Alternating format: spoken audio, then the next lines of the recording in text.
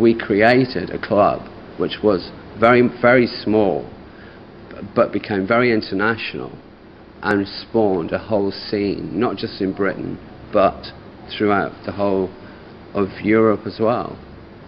People there were like naff, and that music was hideous. She's a model and she's looking good. Oh God. He was playing music, you know, like Kraftwerk and things, and Giorgio Moroder, and you know, the music was really, really important. Like electronic, all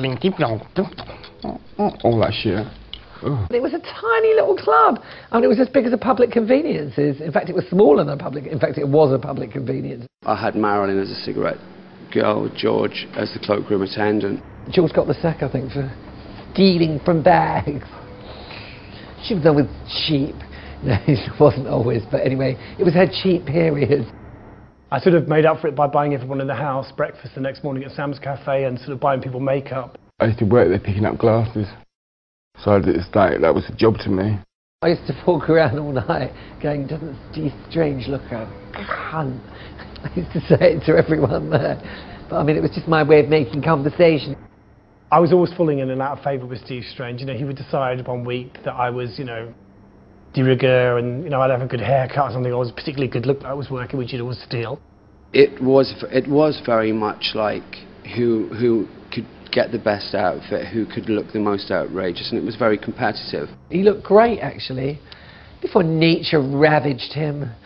How cruel time can be. How old is he, anyway? I do consider George a very good friend now as well, because now he's not as bitchy and he's much nicer now. Bitchy? Him calling me bitchy? I mean, that's the joke of the century. The nails were a lot shorter, let's say, now these days, and I just find him a lot more sort of calming now, I think, you know. But in them days I did used to keep myself at a distance because I knew that as soon as I left the room there'd be a knife in my back. She's somewhere between farty and death. Come on, come and join us. Come and join all the right people.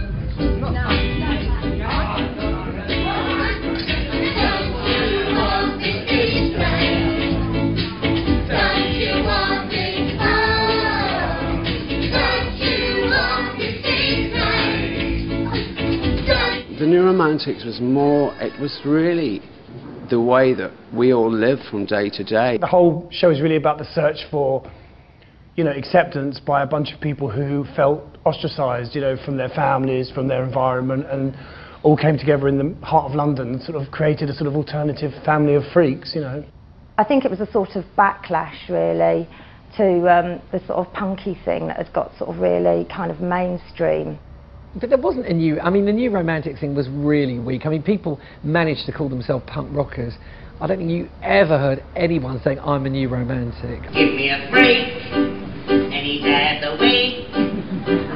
I'm comfortable with those you call demented. Give me a freak, not someone make. With space between there is a cab be rented.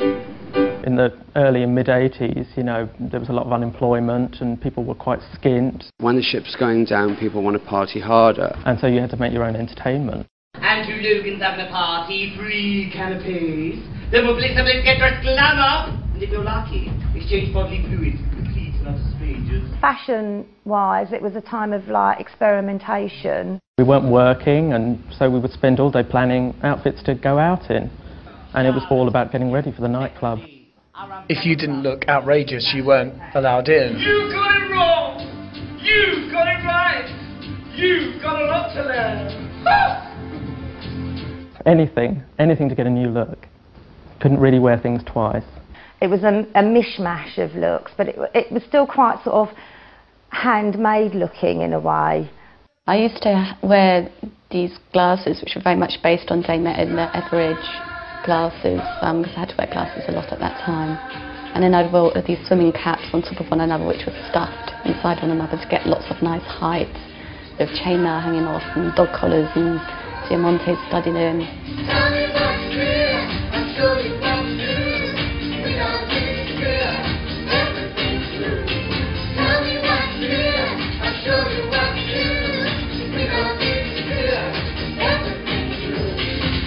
Boys wearing makeup, girls wearing makeup, lots of makeup, piles on makeup. I used to go to get the milk on the corner shop in drag.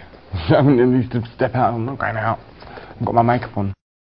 It wasn't us dressing up to go out, we were like that 24/7. Whatever I wore on Top of the Pops or in videos, I would wear that out in the day. Yes? Oh, can I help you? Right, you work here? Do you actually want anything? Like a purchase, perhaps? The Selfridges thing, from what I can remember, is quite actually as it happened. Can I try some then? Does it come as aftershave? Oi! What's that one?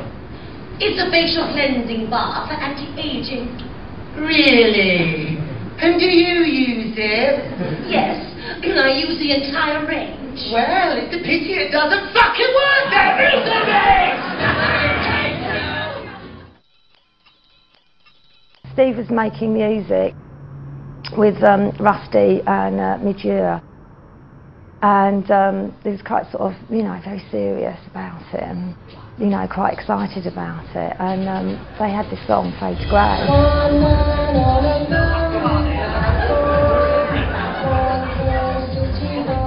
George gets very sensitive. He says, you know, it's only tongue-in-cheek, it's only tongue-in-cheek. It's like warning you before you go in, like thinking like you're going to have a prima donna fit or something. Top of the flops, I'm going to pull that off then. No brain, no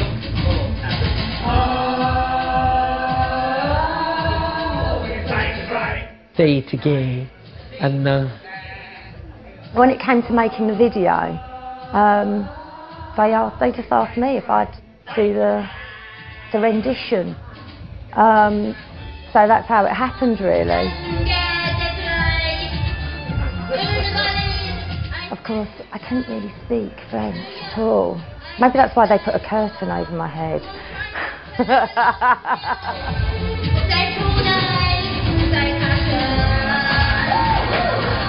And then the Blitz died a death, really, didn't it? And the Mud Club happened, which was my club, which everybody went to, and it was fabulously important. I remember one night I turned up at the Mud Club, and it was really at the height of my kind of successful culture club.